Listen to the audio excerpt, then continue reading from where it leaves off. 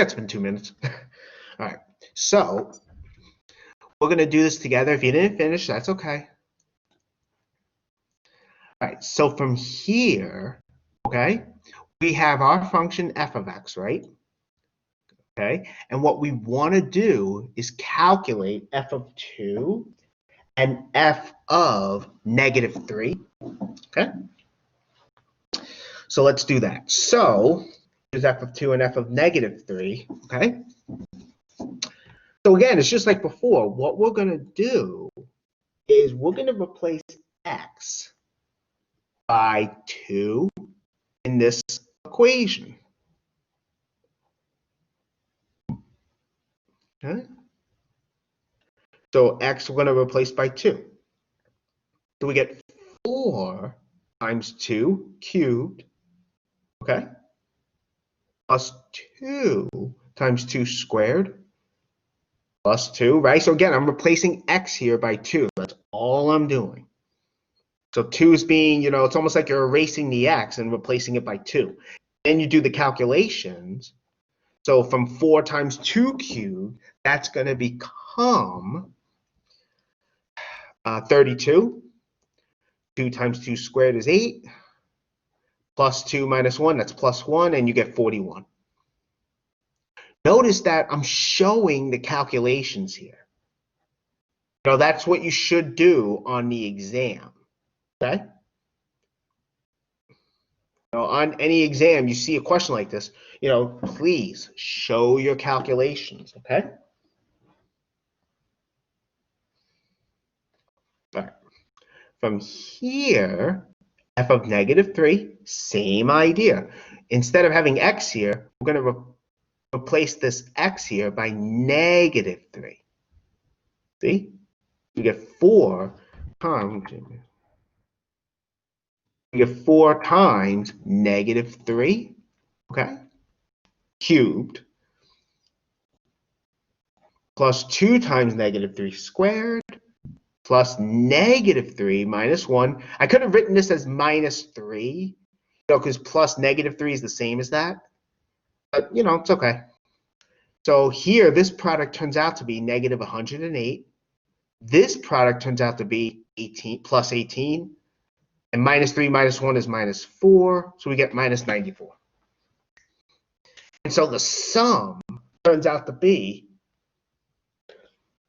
41 minus 94. Or if you want, 41 plus -94, same thing. And you get -53. So again, I say to show your calculations. I mean, because you can use your calculator, Desmos, whatever, on an exam and stuff. But I really, I like to see that you can do this by hand as well. You can't always rely on the calculator because, if you type something in wrong, the calculator is going to give you something that doesn't make sense. So, you want to be able to think about this stuff. All right, so let me see. We did that. We have one more I can do. Let me just do one more. I did this with the other class. Let me do it with you guys as well. So, same idea, right? We have 2 times x squared minus 3 times x minus 1. And we want to calculate these two. And then we want to calculate the sum. As you can see.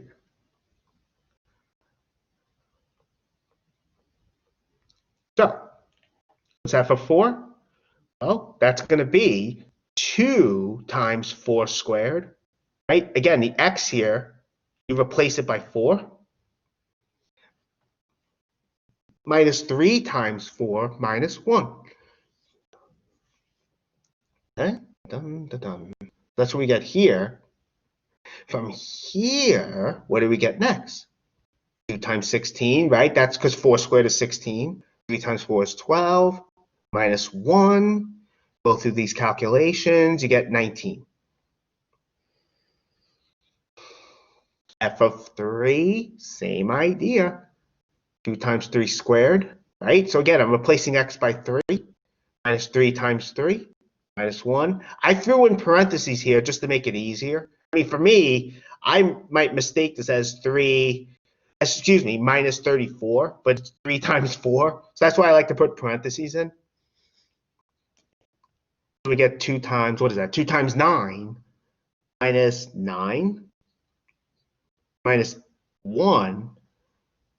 And so we get 18 minus 9 minus 1, which is 8. So that's what we get. Now, from here, that's what we get. Okay? And so the sum here is 19 plus 8, which is 27. That's beautiful. Okay. So are there any questions about this?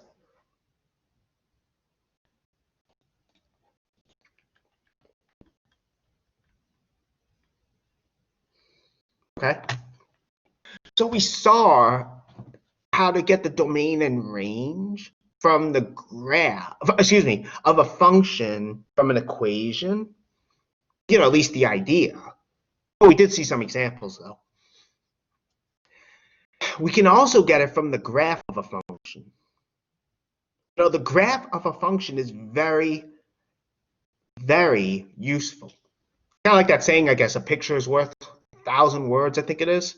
But you can learn a lot about a function from its graph. You know, you can learn things that may not be so obvious from the equation and the other way around. So we can determine what the domain and range is from the graph. It's possible also you may have the graph, but you may not know what an equation of the function is. That can happen. The domain, that's the portion of the x-axis that's under or above the graph. And for the range, that's the portion, of the y-axis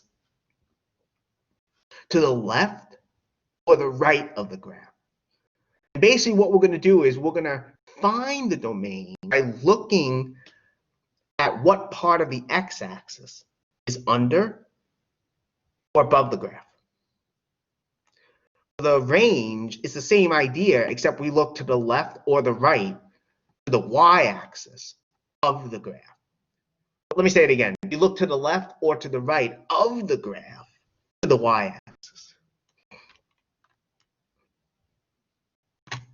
So here's an example. It's going to take a little visualization, but here, let's say, is the complete graph.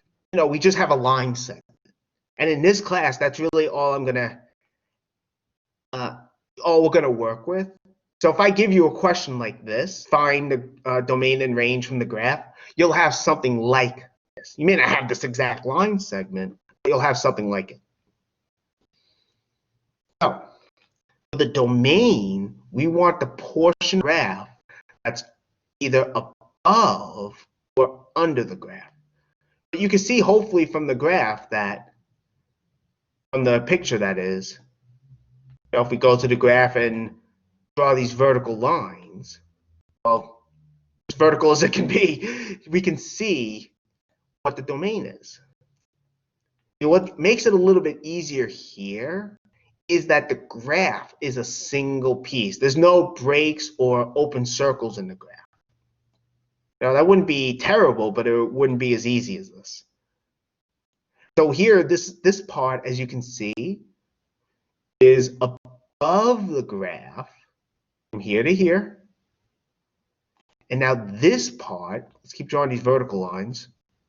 Hopefully the vertical lines are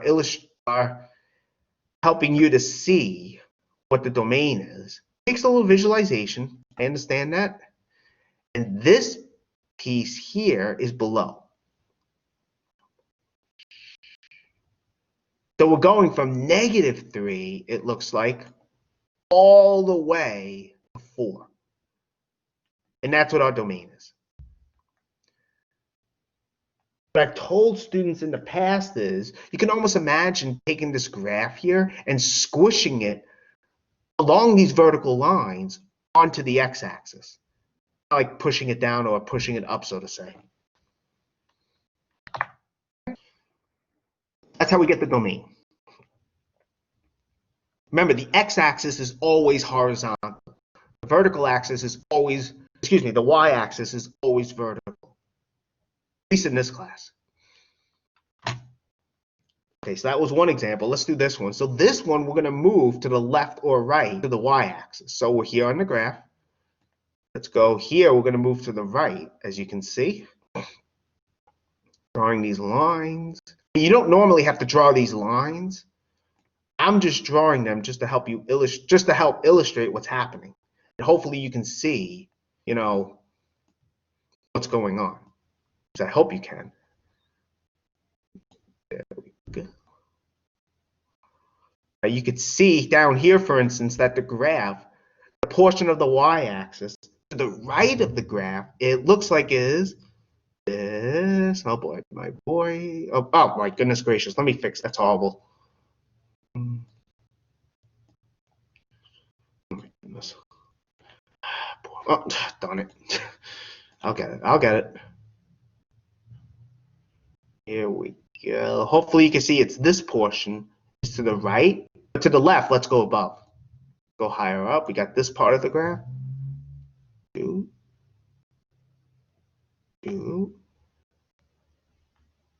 Well, oh boy. Well, it's all right, I guess. Artistic skills are not the best. As you can see, that line, I was hoping it'd be vertical. It's not. But hopefully you can see, though, that the portion to the left of the graph, the portion of the y-axis to the left is this piece.